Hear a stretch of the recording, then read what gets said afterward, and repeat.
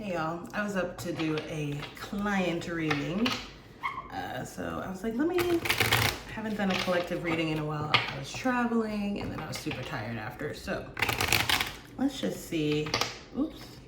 Oh no, bent one of my cards. I'm gonna do all signs, just like a quick collective, and then I'll pull a card for each sign. Sorry, I'm still a little tired. All right. Ooh. I just felt Capricorn energy. So again, just really quickly, Judgment, more Capricorn, Queen of Wands, fire energy, and the Fool, also fire. So I'm getting that you're being celebrated for some sort of choice or a decision that you've made recently. Could be about, we just had that very powerful, right, full moon in Aquarius energy earlier this week. I think that's part of why I was like so tired this week. I don't know if anyone else was.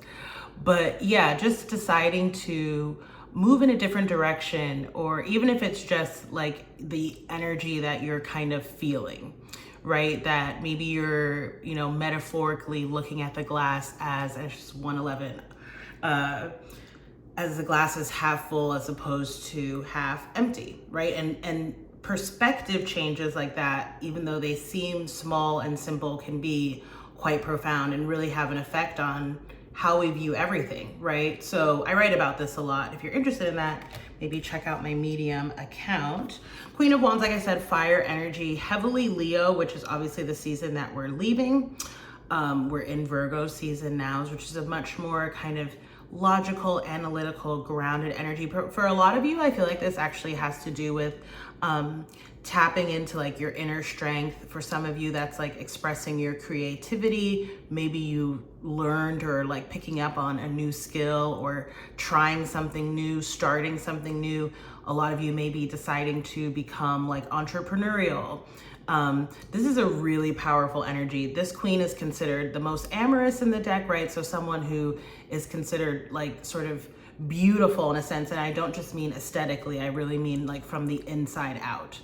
And very highly intuitive energy as well, and acts upon that, right? So there's like an action kind of oriented energy when you see any Wands energy, really. Any fire energy sort of implies movement or action in some type of way, okay?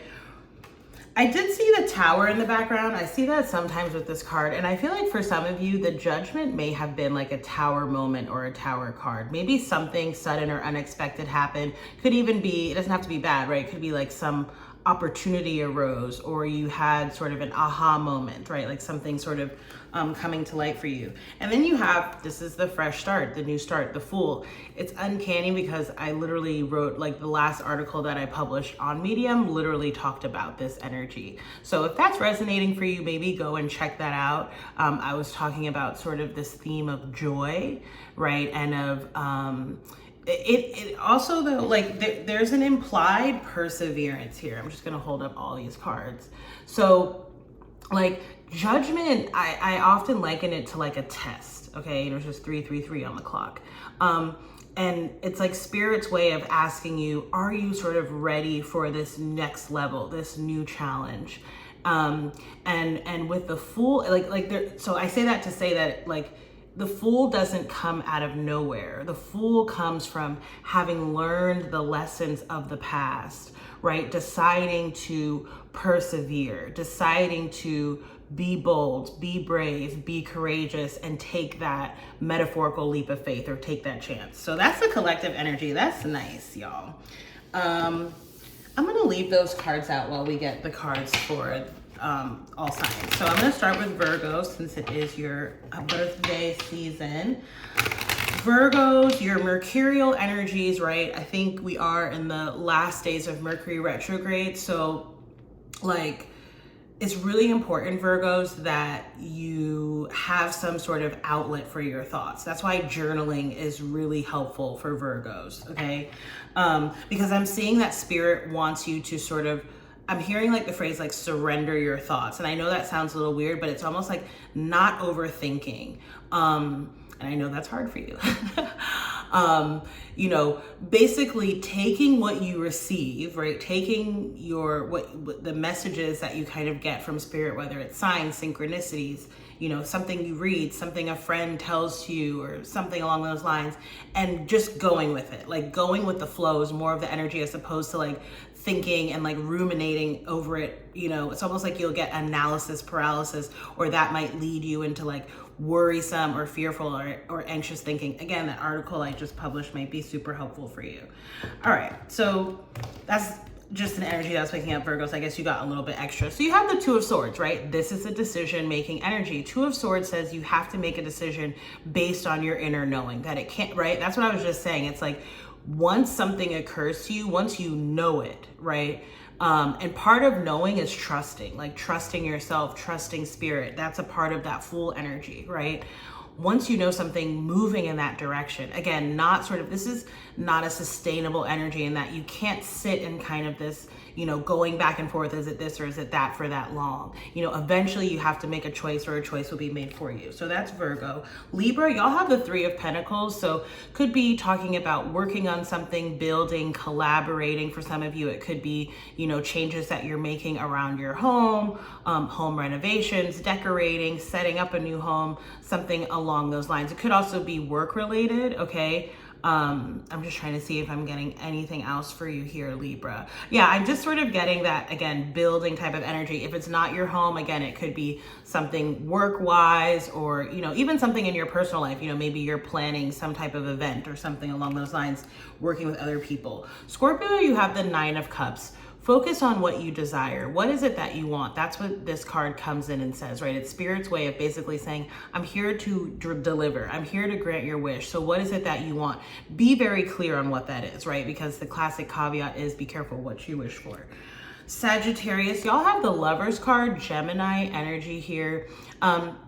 I'm just feeling like things are going really well for you. Like things feel like they're meshing, whether it's in a relationship, whether it's with regard to work, whether it's with regard to like and these two things might intersect, right? Your sort of passions, what, like your purpose, like what you feel like you're here for. It feels like you're really sort of coming into unity and cohesion with that, right? Those of you who have booked personal readings with me, you know that I don't just see the Lovers as like two people, right? Certainly it's that energy, like soulmates of the highest order coming together, but I often see it as sometimes someone coming into greater alignment, again, greater unity with their path and their purpose. Love that.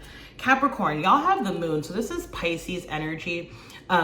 This can talk about, you know, sort of delving into the esoteric. Your intuition might be extremely heightened at this time. We did see, like I said, Capricorn energy in the collective reading. I'm not sure what could be going on around Capricorn right now. An astrologer might want to pop into the comments and let us know. But yeah, it could just be, you know, just about your heightened sort of intuition. Some of you, it could represent fertility as well, even on a metaphorical level, right? Getting ready to birth or create something new metaphorically.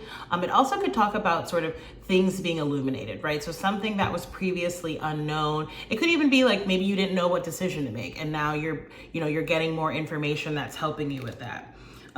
Could also be about a Pisces that you're connecting with.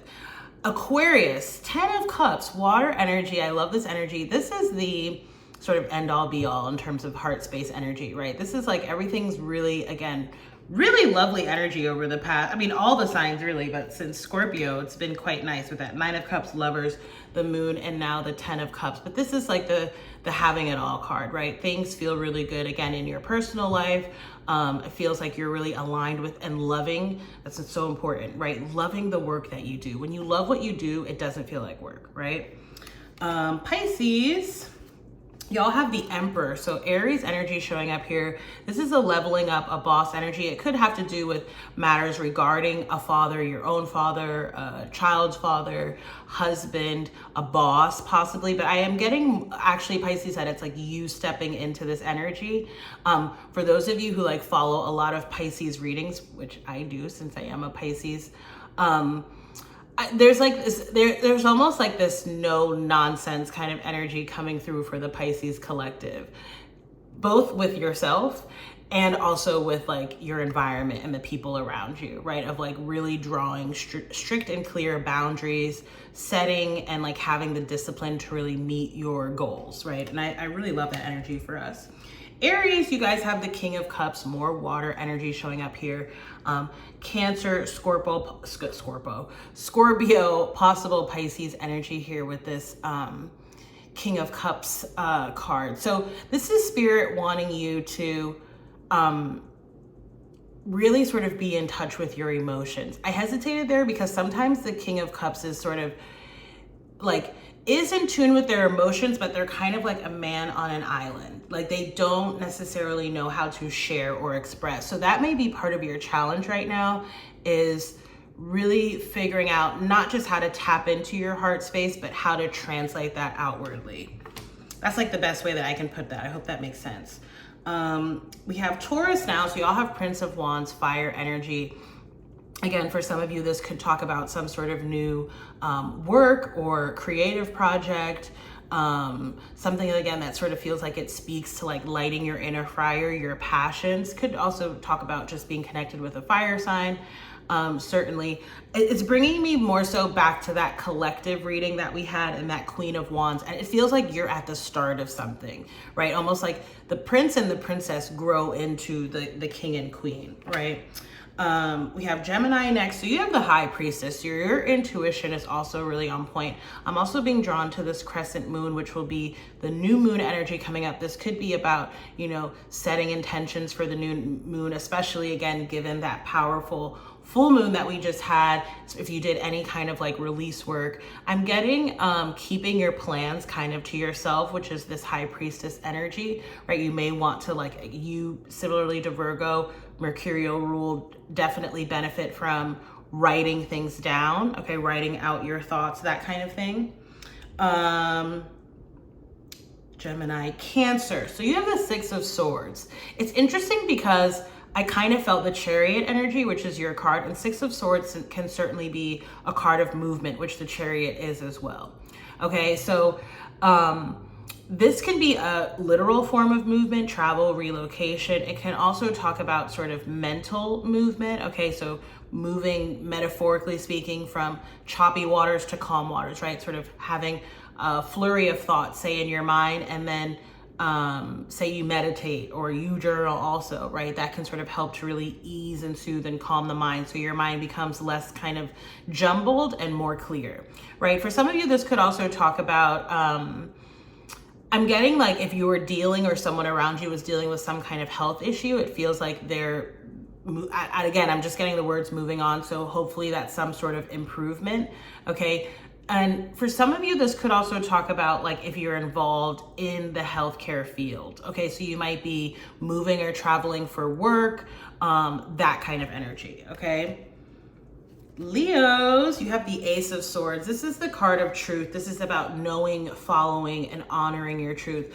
I love this energy, like, again, with that collective energy, and then across most of the cards that we got here for the individual card pulls, there's this real kind of clarity that's coming in that just feels like, think about when you are maybe confused about something, a choice or a decision to make, you know, whatever.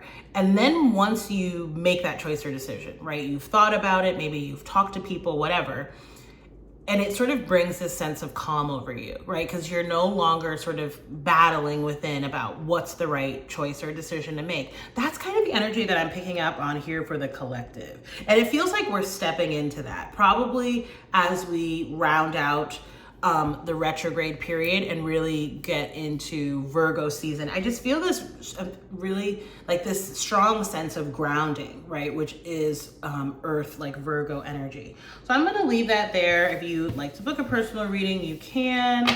The details, well, you just have to go to my website, tamika.com, or contact me. All right, y'all. I hope that helped. Take care. Oh, look at that. Eight of Swords reverse. Again, getting unstuck, not feeling stuck or stagnant. I love it. Bye.